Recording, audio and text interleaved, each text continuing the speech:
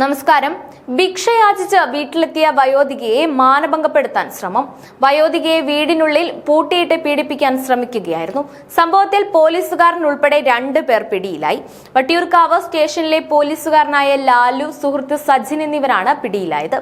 കാട്ടക്കട പൂവച്ചലിൽ ഇന്ന് രാവിലെ 11 മണിയോടെയാണ് സംഭവമുണ്ടായത്.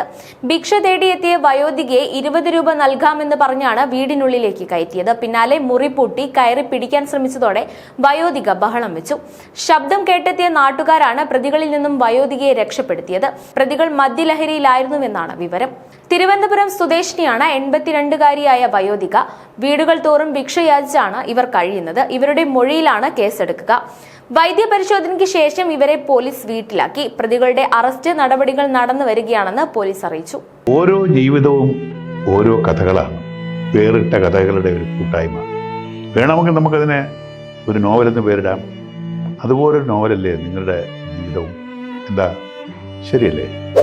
നിങ്ങളുടെ അനുഭവങ്ങൾ, കഥകൾ എന്തുമായിക്കൊള്ളട്ടെ, അത് കേൾക്കാൻ DNA ന്യൂസിലൂടെ ഞാൻ എത്തുന്നു. കഥ പോലൊരു ജീവിതം, അതിനായി ഞാൻ നിങ്ങൾക്ക് വേണ്ടി കാത്തിരിക്കുന്നു.